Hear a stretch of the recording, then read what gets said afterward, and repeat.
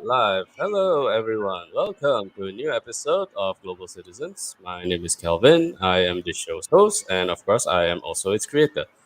So, we actually are not just going to be interviewing a person today, but she will also be actually representing a place that, in a sense, has a really special connection to me. So, I discovered the term third culture kids in 2018 through one of my past guests, who is actually a member of Draper himself, and his name is George C. Samuel. I've interviewed him in the past.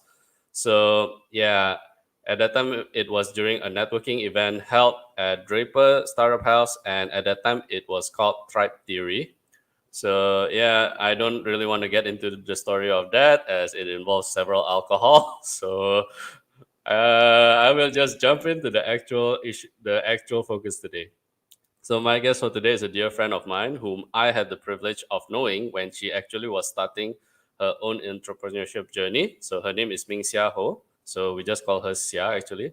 Xia is the head of community and ventures associate at Draper Startup House. She is a really passionate individual about ecosystem building and bridging greater value through through collaborations that empower.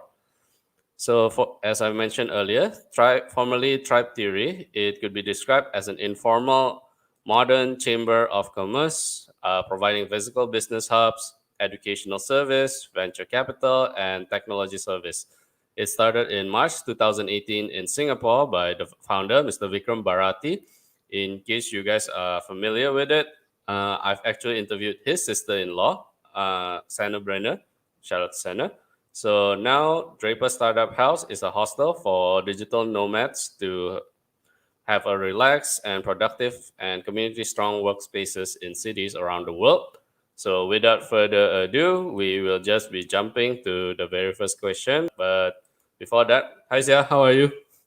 Good, I'm great, and I'm actually in office today. So, yeah, but Hardworking people. It's a Saturday in Singapore, by the way. I know it's a Saturday, but this space, I mean, it's where our mission is. It's 1 million Yes. entrepreneurs by 2030. Um, but I mean, this place is Draper Startup House, but it's kind of like home to me, home to the community. Always a very nice space. Yeah. So yes, I'm feeling great. And how are you feeling?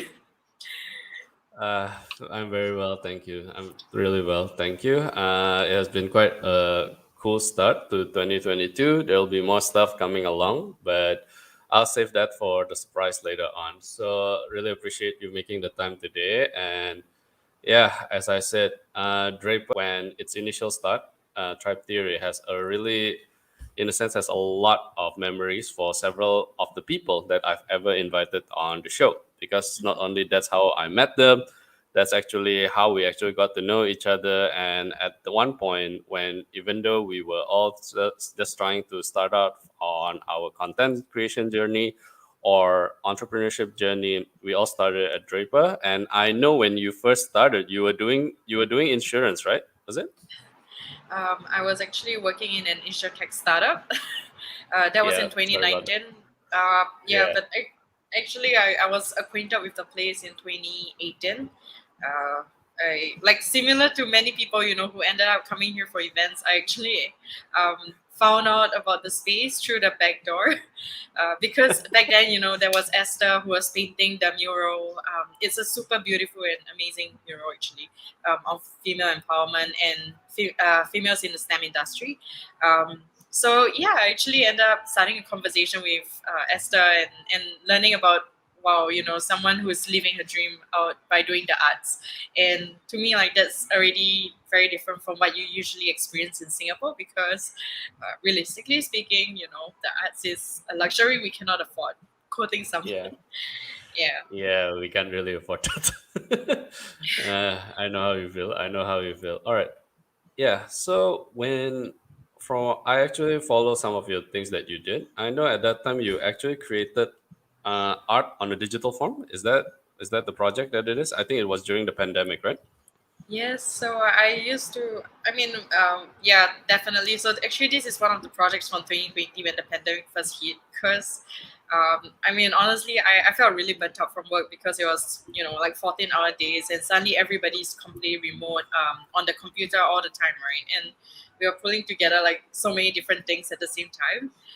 So in my own way of like trying to figure out like what I should do, I was like, okay, I need to prioritize myself, and I also need to try and stay creative. So actually, one thing that I was doing was, well, it was a window experiment. Essentially, it was to get different people's views, like literally their window views, when they are in lockdown from all around the world. Because essentially, that's what it means to be like globally united and globally connected, Right. right?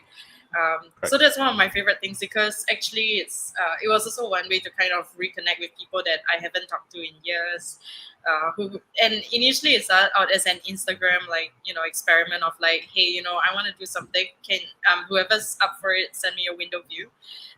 So it ended up opening a lot of conversations because I like when somebody sends me a picture, I end up like drawing it and putting it on a Google map actually. Yeah. So that's essentially to kind of show, even if you're stuck in a certain place for a period of time because the world is closed, it's really all about perspectives and the world out there is so much larger. Yeah. Well said. Well said. Yeah. For those of you who are watching this for the very first time, so Global Citizens is a live stream interview that actually invite individuals who has experienced the transnational life. So primarily, we advocated third culture kids. Reason being is simply is because I'm one, and this is my show. So if you want to think I'm biased, I don't really care about it. And other than that, though, I've also represented the point of view of digital nomads and expatriates. So the main purpose is for people to actually understand that this global life is not an extended vacation. It's not the life that you always see on Instagram. It's a life where there's a constant communication challenges and even a mindset changes is because nobody we can't have something fixed all the time, so everybody have to adapt to a new kind of environment, right? So that's actually the main purpose of it, so that people understand what is a global life is all about, as what Sia is actually doing. All right. Absolutely. Yeah. Yeah.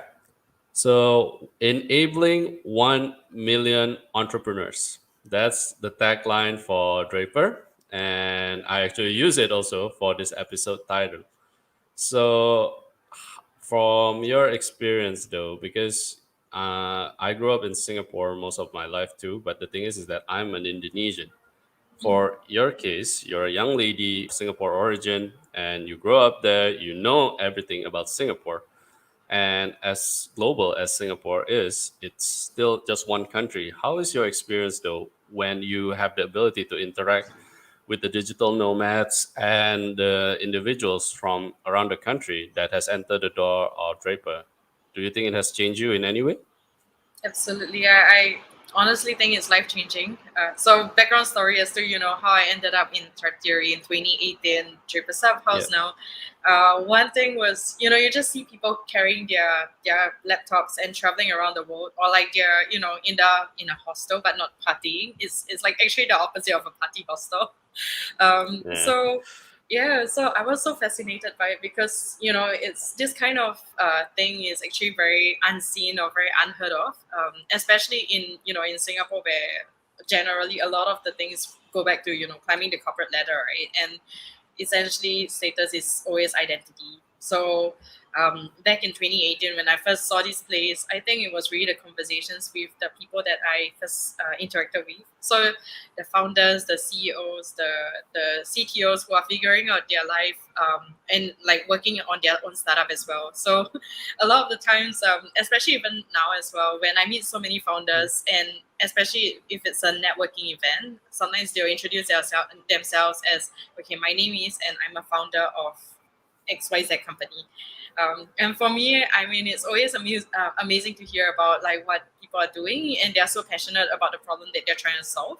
And on the other hand, for me, when I introduce myself, I always be like, I have not found business yet, but I am finding myself now. Yeah, so that's one thing where it's always changing because 2018 to 2022 is actually just a short span of 4 years. And in these 4 years, it's so much of a mindset shift, right? If a pandemic didn't happen, Right. would you think that the future of work would look like remote work? Maybe yes, in different parts of the world, but generally in Singapore, with in a typical Singapore like business setting or like more of the Asian cultures, it's trickling behind. Yeah. Yeah, So I agree. yeah, so yeah, so I was really really fortunate to have back then Trap Theory and now Draper Startup House plop right next to me, right? So much that if I can travel, I can travel to the hostel to learn about different cultures, because essentially that's where it brought so many people of different diverse backgrounds together. And it's amazing because you always hear about the conversations that people have about their culture, their lifestyles, and what they're working on, and it's so different. Anyone can be like a tech founder, anybody can be like an engineer that's remote working, or they can be doing marketing or yeah, freelancing, and they found a way to travel at the same time, although it's not always that glamorous, I have learned. Yeah, it's Yeah. not. It's not. It's always. Yeah. It can be quite a little bit challenging. For one thing, is because visa issue is one thing, and of course, safety concerns. There's everything, and well, we come from an Asian family, so we know there's not always going to be a family support on that. So yeah, I get that. I get that. I get that. Yeah. So for your case, though, like why did you shift though from InsurTech at that time to Draper? How did you actually got the opportunity for that? Because is it Vikram offered you or you applied? How does that work? Uh, oh wow, this question is no lie, it's not. Actually, the background story behind this was, well, 2018. I was in 2018. I was pretty much here as in the capacity of a friend, and then in 2019, what happened was, well, on the same day that I took up an InsurTech role, I actually um, like I accepted a casual offer of like having an evening job as well, because back then Monica, who's the country manager, was sharing like, hey, so we need some extra pair of hands. We'd love for you to like come help out. And initially the role was just like I mean, it's really nothing much. It's almost like volunteering to kind of just, okay, at networking events you just have to serve drinks, and I'm like, why not? Because you drink and you get to listen in on conversations, right? But you also get to, one thing that I always love is that you always see, um, okay, for me it's also a way of being able to observe people without Yeah, without necessarily having to like participate in the conversations, right? So you can always hear like five different conversations around you, and yeah, how people are presenting themselves, which is so big a help, because I think in 2018 and 2019, I was going through like this whole mini roller coaster ride of an identity crisis. And over there, especially because, like, imagine, if you're going through like job interviews, for example, right? yeah. How would you introduce yourself, Calvin? Myself? Yeah. Okay. Usually, if the interviewer will ask me, how would you describe yourself? I call myself the second son of Singapore, which Okay. is a very cool caption title actually. But the reason is because there's actually when I actually enlisted for national service in 2000. Wait, when did I serve in the NS? Oh yeah, 2012. When I actually served, Okay. I was actually listening to a radio, and there was actually a saying about the first sons of Singapore. Since I'm not born in Singapore, but I've pretty much adopted the Lion City as my home. Okay, I just okay. Since I'm not born there, so am I considered the second son of Singapore? So that's actually become like a slogan in a sense, and I've been using it ever since, to a mixed degree of success, but I enjoy it in the end. But yeah, that's my own experience. Sorry, yeah. Back to you again. Yeah, okay, no, but I mean, that's a nice sharing. Yeah. So I mean, for me at that point of time, when people were asking me like, okay, tell me a little bit about yourself, I would be like, okay, so my name is Xia, and I'm a sales manager. So there was one day where I said that, I was like, holy fuck, like what's going on? Like why is my name equivalent to like my identity and equivalent to my job title? So Right. that is horrible. I was just like completely at that point of time. Like there was one day where I took an interview and I was like, oh my god, there's something wrong with me because your identity should never be your job status. Because like Exactly. what if you're like how much of the percentage of of your identity are you actually staking on your yeah your something that you're being paid for generally. Yeah, so that was one of the things where essentially I was so shook, but I came in here and everybody's still like running their own business, and I ended up talking to them about all of this stuff. I mean, kind of figuring out life. And yeah, so that's also how I ended up in Trappery slash Draper Startup House, trying to see like why people are attending events, how they present themselves, and yeah, so yeah, I took up the role that Monica offered. So that was my evening job, which was actually one of the best evening jobs ever because if you consider like alcohol might be involved, and networking is happening. Yeah, and you always get to you always get to learn and you meet quirky personalities, right? Yep. And to me, like this is Yep. the best the best combination of everything because I mean, of course, if you're stuck at any point of time, you always have alcohol to like smooth things out a little bit. And on the other hand, it's like all the conversations that people are having are always just so interesting and unique. Because someone's like, if you come for an event, right? Someone's trying to figure out how like what the tech behind is, for example, or like someone's talking about, hey, how should I approach certain persons if they are interested in doing these things, and on the other hand, you also meet like people who are coming together and talking about just life or stuff like that. So I felt like that was very insightful because in comparison to spending time on content, like consuming content, like just Yeah. TV stuff and everything. To me, this was like real life drama happening before my eyes.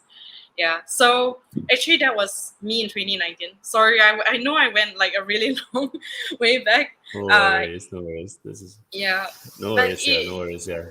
It's an yeah, but interesting story anyway. Yeah. yeah. All right. So, So how do you enable 1 million entrepreneurs? Start getting drunk people. No, I'm just joking. I'm just joking. Just joking. Vikram, don't sue me, no. please. Oh man. Um. To put it in a nice manner, it's always like I mean, well, when you give someone a beer, they are much more willing to open up Yeah. and talk, and that's where the connection Yeah. happens. Just saying. I, Um. I agree. No, Yeah. I don't deny that. When I actually first came to Drape, sorry, when it was still Tribe Theory that time, I actually have the same feeling. Is because it was the easiest, most engaging networking event I've ever been. Is all I have to do is just get a drink and just prepare my name card, pass it around, and then I just get to talk to everybody. So that's actually how I actually keep staying at, in a sense, maintain my connection with Draper Startup House. Sorry, back then Tribe Theory. So from this point onwards, we'll just call it Draper since it's the current name.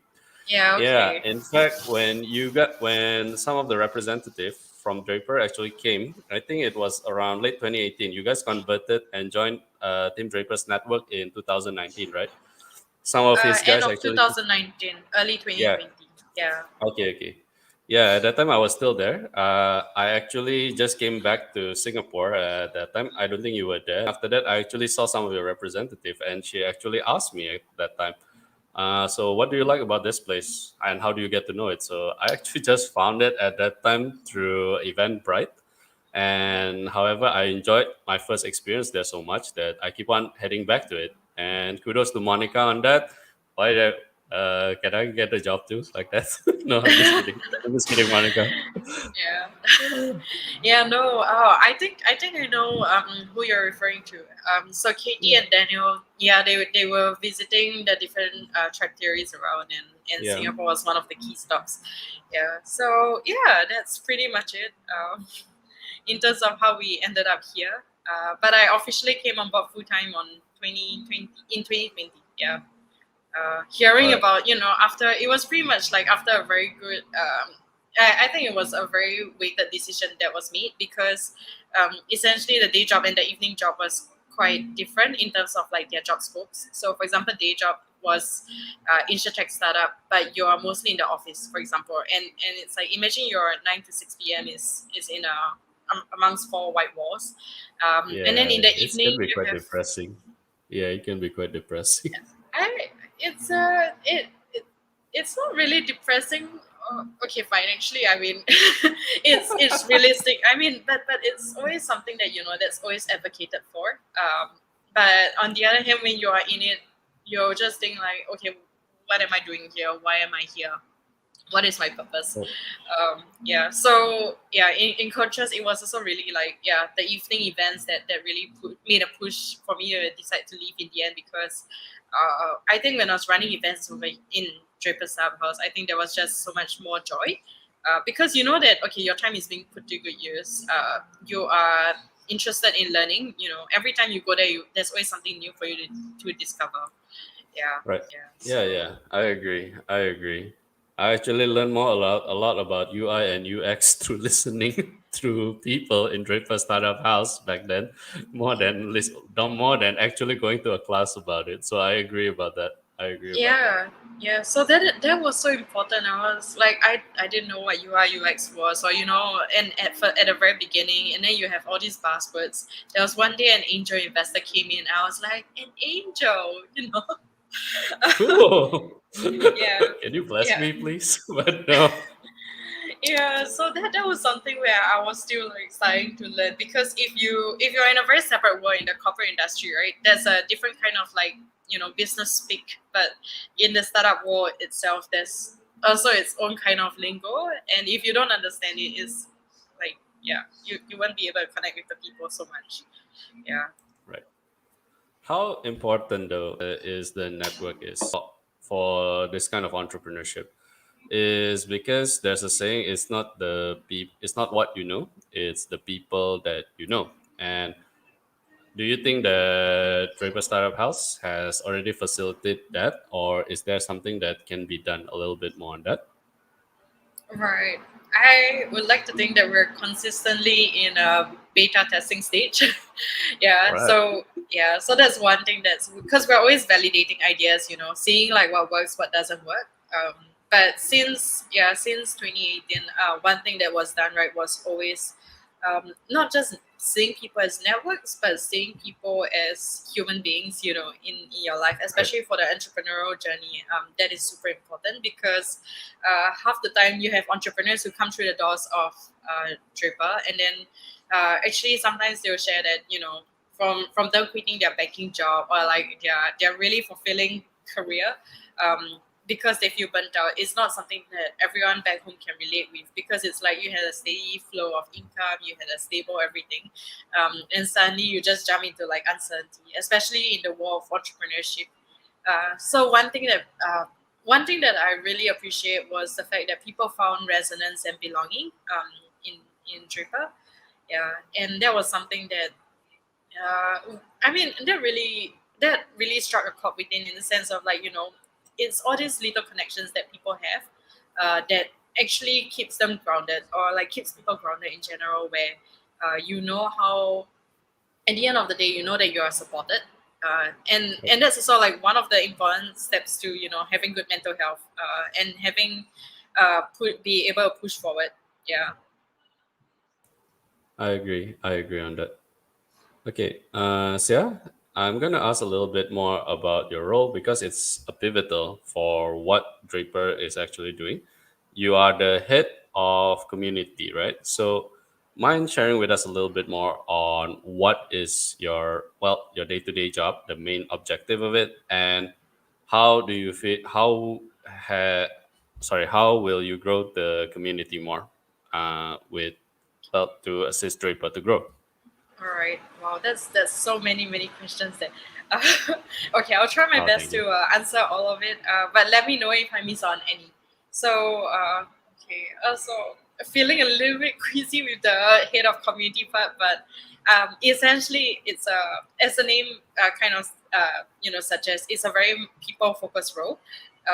And to me, it's yeah, if I were to interpret it, it's a lot about the people. Like, there are many different kinds of people, right? So one is the team. So that's a community Right. for me as well, because um, like I think a solid strong team is only is some, yeah, like as you have seen in the past, like in the when there are so many people coming through the space and everyone finds resonance and belonging, I think like the team is also considered as community.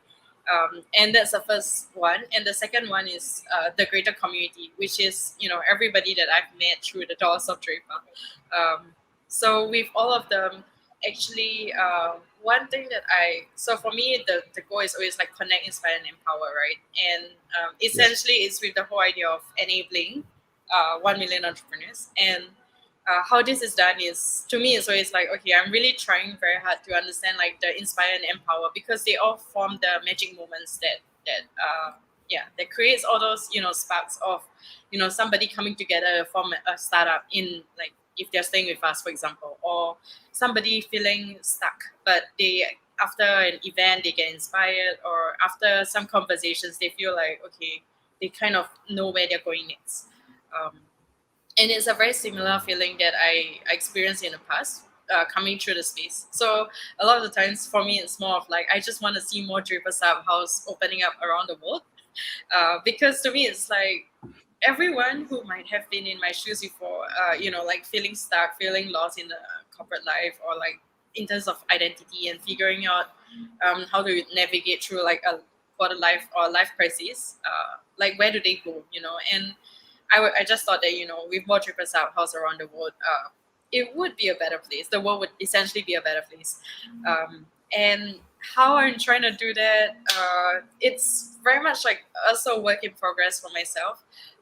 Because a lot of the time, sometimes you realize like, okay, something works, and sometimes you realize that, okay, no, something does not work. It's a major like screw up. But one thing that's super amazing is really the fact that in an environment of Draper Startup House, it's more of people thrive more on passion. Right. Everybody that you've met in a team is just so passionate about the mission, about the people that they're surrounded by, and everything. So I love that a lot, because in the past, when you are in an organization that navigates with fear, you just see how people are always like, the boundaries are always set, where the employees would always be more of like, oh, I like, no, sorry, that's not within my job scope, or Right. and everyone else would just always feel like, okay, it's always a war between like employer and employee, for example. Yeah, so I mean, in Draper's House, it's very different, because everything is always more of like, okay, why not just try it? And if it works, it's great. If it does not work, try again. um, very entrepreneurial in that spirit. So I think it's really amazing, and I just hope that because it's so powerful in that sense, right? When you can do so much more when you're driven by curiosity and passion to kind of grow. Um, and if that can be, if every individual who comes through the doors like find a way to think in that sense, then there's like everything in life would just mean, like, yeah, the possibilities are endless, to sum it up. Yeah. And one Fair thing, enough. maybe I'll just share a little bit more on in terms of like community and what we've been doing. Because since the pandemic hit, I mean, essentially when we started out as a startup hostel, right? The Right. business was very much based on hospitality, and yeah, catered to digital nomads and traveling entrepreneurs. But since the pandemic hit, there were quite a few pivots, and I mean, one of it was digitizing the community, digitizing some of the things that we help founders do. Yeah, because like one thing is, in the past, like people would, okay, come through the doors of Singapore, and the hostel, and the very first thing that they say is like, okay, I'm interested in fundraising. Where do I go? Who do I find? And we always be like, we know someone who might be interested, or and essentially that's what Ventures does. But because of the pandemic, we cannot do that in as much in physical spaces as much as we'd like. So we actually digitize that process, to be able to reach out to even more founders and investors. So now what we've built up is like a global network on top of the 24 Dripper funds. Yeah, so that reach is not something that we could do alone. One thing that, going back to the fundamentals of community, right, is more of bringing people together, leveraging, I think. Yeah. Yep. Okay. Okay. Okay. Earlier, you mentioned a really, really interesting point is that you are defined by the title of your job. Do you feel that this thing could evolve over time, and what kind of environment has Draper provided in order to facilitate this to those who enter its her door actually? Okay. So, I mean, essentially, I felt like the people here were very human. I mean, like, yeah, it really gave me this, We weren't mentally, humans previously, people. No, I'm just kidding. I'm just kidding. I'm just kidding. we still are humans. Yeah, no, no, no. I mean, one thing that was okay, how this has really changed, right? Was just, I mean, when people are starting out, they won't always introduce themselves as founders. They'll be like, I'm ideating and working out, and also, I mean, half the time in the past as a hostel, you met people on like who are on sabbaticals, who are taking like breaks from work, so they won't even introduce their job title. And yeah, so essentially I started trying to pick up like, okay, what do people relate with and identify with. And for myself it was more of like, how can you apply that in your daily life. And yeah, you kind of, because it's also with the whole concept of, what if you let go of your job title, right? Does that mean that you have no Right. identity? And if you have no identity, then what happens to you, kind of. Yeah. Yeah, so Okay. Okay. yeah. Yeah, so hence now it's like, I mean, for you always share about being the second son of Singapore, right?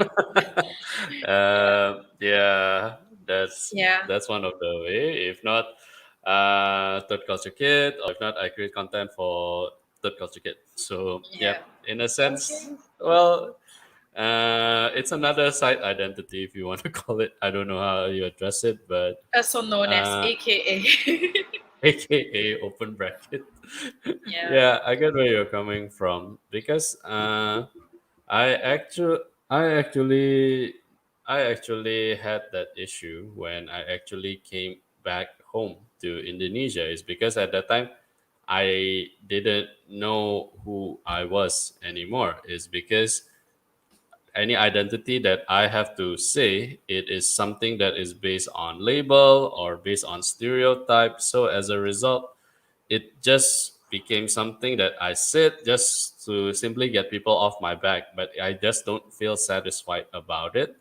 So I remember that this is actually why I created this too. And also it's because a lot of because I recalled some of the people that I met in Draper. It's extremely engaging, and at that time, it was something that inspired me. Maybe I can do something similar to that in my own way, and this is Yeah. how I actually started. Right. So, do you have any idea yet on the long-term plan of Draper with by enabling 1 million entrepreneurs? Because the thing is, like for example, one of some of the big four companies in accountancy, was it McKinsey? I think it's McKinsey. Actually, did have a unique culture whereby some of the people who left the company are always acknowledged, even as an alumni, when they actually succeed something, and there's always a custom of welcoming them back.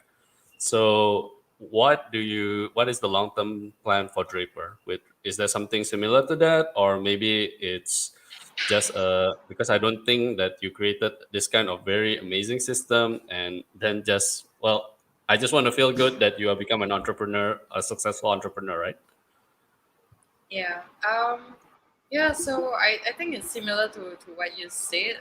For us, it's very similar as well. I think one thing that I'm always trying to think at the back of mind is like, how do we continuously engage with people who have who have come through the doors, and whether as a team member or whether as a guest who stayed with us. Essentially, at the end of the day, it's really just recognizing that everyone at the end of the day is still human. We're all kind of connected, because this world, I mean, to a lot of people, sometimes like, okay, this world is very big, or like yeah. And but on the other hand, for us it's really like, with travel happening so often in a pre-pandemic world, and Yeah.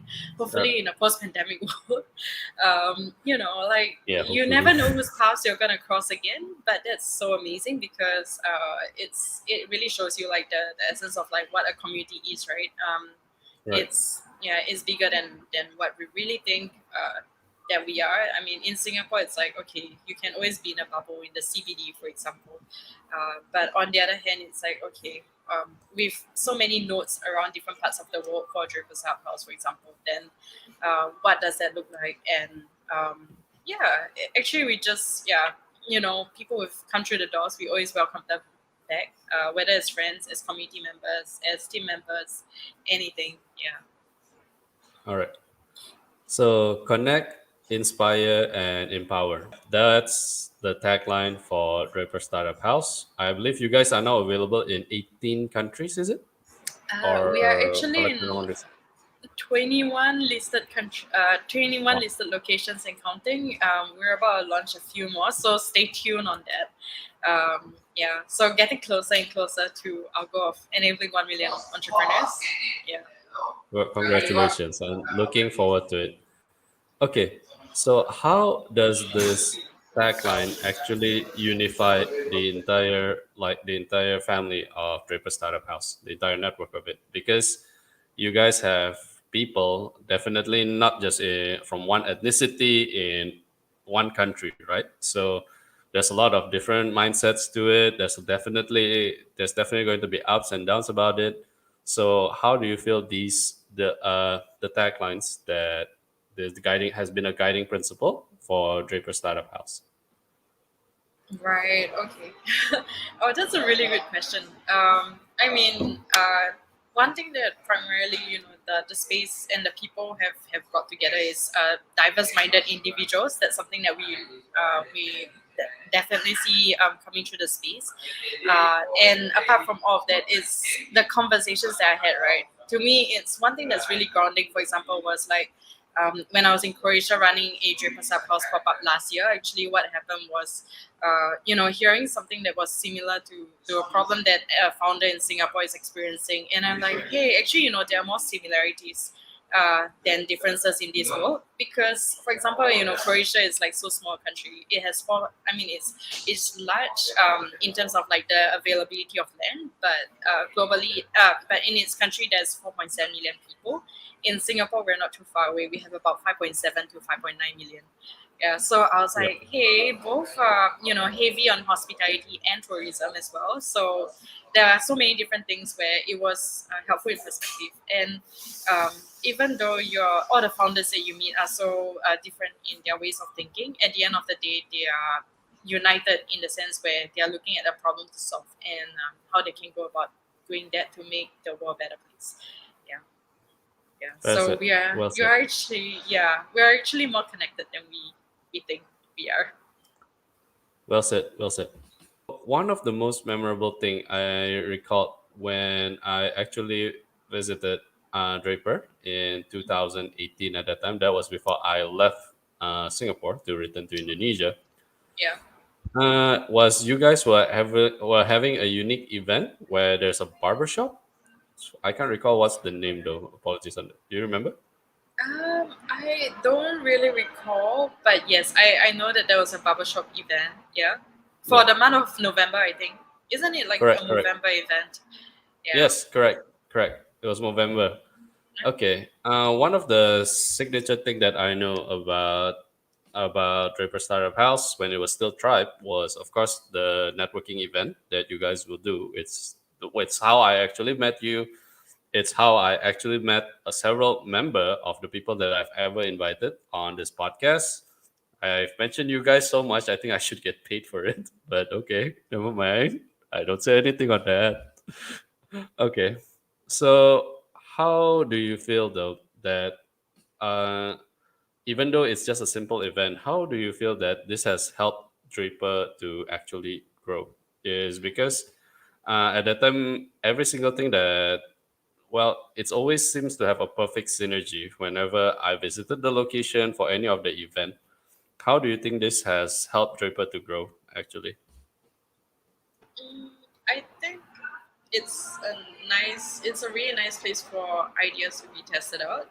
So that's Right. primarily ideation and validation, the whole like UI UX and MVP kind of like sort of mindset in that sense. The way Right. of building like a prototype. Yeah, and I mean, essentially, it encourages people to try things out, which is so important because, I mean, if you look at so many other things. There's 1,001 reasons why you cannot do something, right? Someone can shoot you down for it. Someone's telling you that, oh, 100% is not gonna work. Don't even think about it, you know. Whereas like over here, it's like a 180-degree flip where everybody is more like, okay, why not just try? You never know where you go with it. So it's really encouraging in that sense. And I would say that, I mean, essentially linking it back to the mission statement, then it really is enabling to people. And one thing that we see is like, you know, not everything is specifically like entrepreneurial, like in the sense where, okay, there are like yoga evenings and all of these things, but it's also essentially something that connects people because you realize like, you know, all work and no play makes Jack a dull boy. Um, Yep. yeah, so on top of all of this, it's really with the like the Movember event that we were participating in. I think that's something that also kind of reiterates what we want to do, right? On in terms of like going big and being able to pay it forward and drive progress.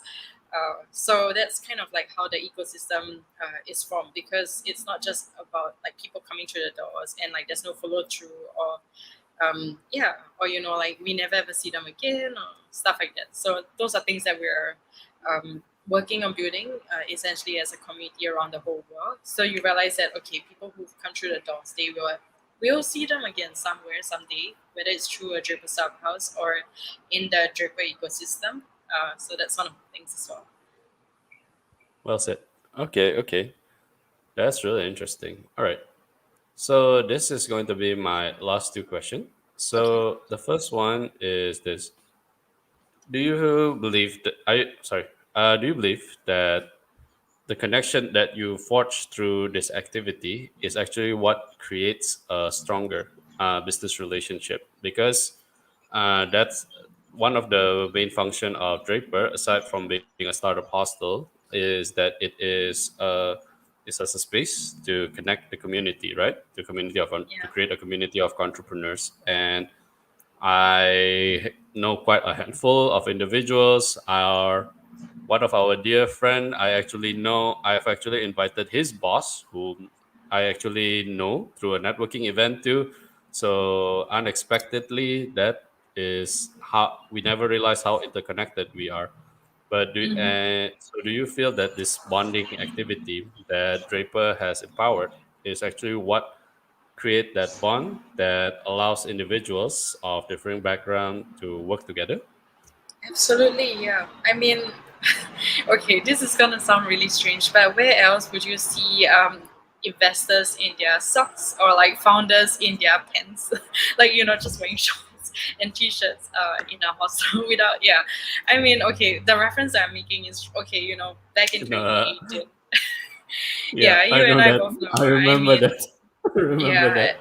yeah, because okay, so background context for anyone who's watching is that whenever we hosted events in the Singapore space, for example, on the third floor, we have this very Asian thing of everyone who goes to the third floor cannot must remove their shoes. You know, yeah, but it's the beauty of you know the localization, right? Because everyone else who is so used to just wearing shoes all around in their house would be like, whoa, like okay, I have to take out my shoes, and then it's like you know everyone kind of gets a little bit self conscious at the start, especially if they're so well dressed for a networking event, and then suddenly you see okay they are taking off their shoes.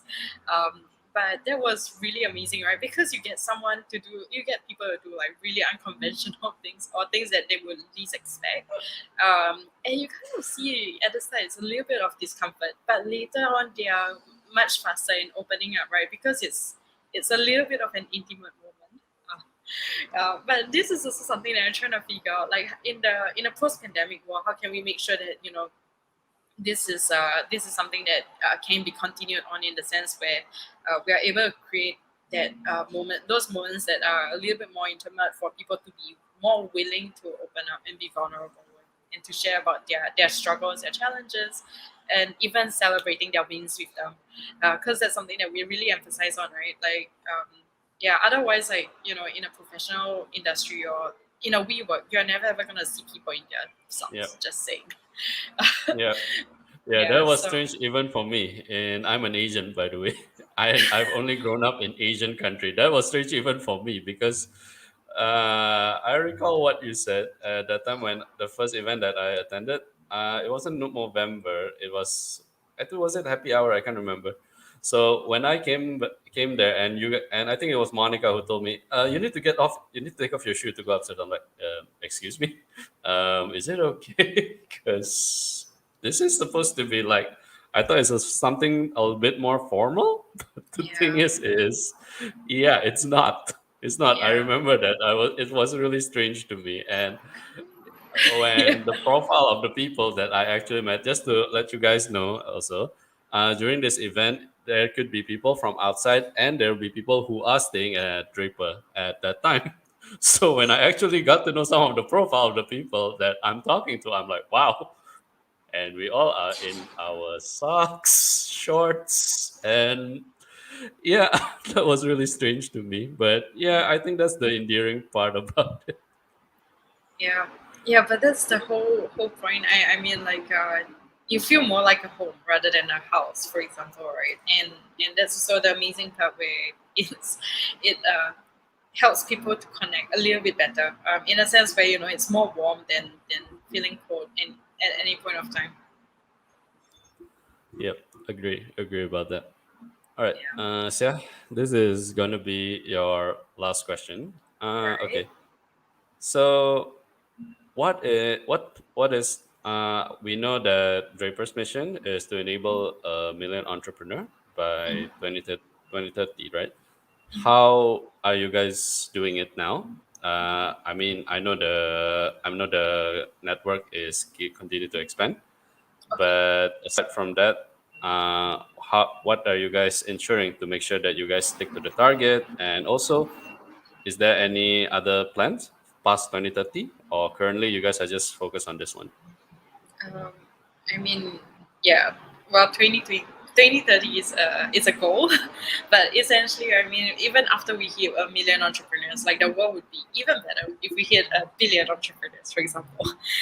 But currently, like what the steps that we are trying to take is a lot of things. I would say is about going big and being bold in the moves that we take. Because, for example, in a pandemic, when we like if you see the hospitality and tourism industry, it's been hit without a doubt. But since then, I think one thing that we've been always doing is building our own momentum. Like I'm imagining, okay, like how we've grown to have hospitality functions, but also be able to provide support to startups and scale ups who are seeking like technical services for like rapid prototyping or building an app or those sort of things. So we've grown in terms of being able to provide better support and infrastructure in that sense, and even for ventures where now we don't just syndicate the deals to our friends from around the world, but also be able to we're also investing directly in startups.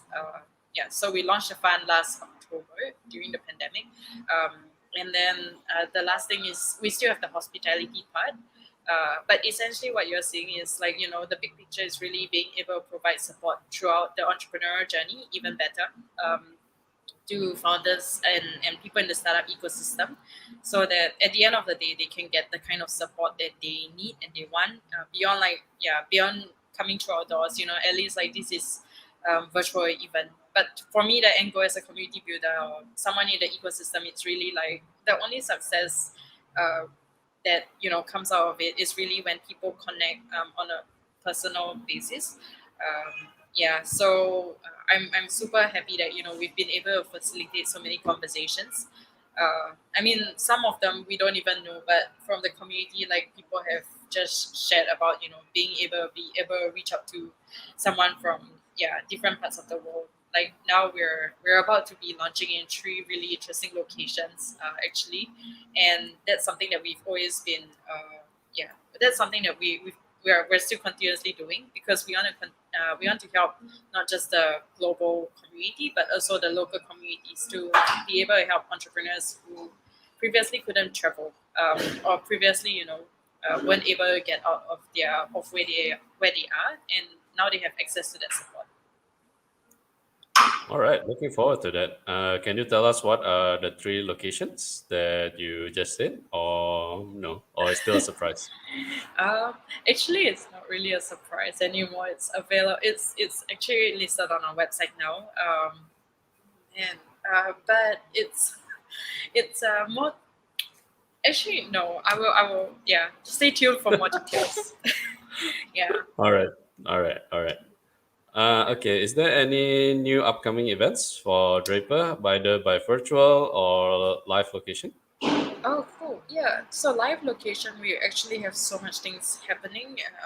I mean, where places are open and stuff. We are trying to, we're trying to resume normalcy in that sense. So like I think yesterday in Tallinn they were hosting like a startup watch party because there was Oh, some yeah, there was like the Estonian Startup Awards. So that was really interesting. And in yeah, and then in our Bangalore space, there's always activities with so many founders in the physical space. That's something that we've been able to do as well.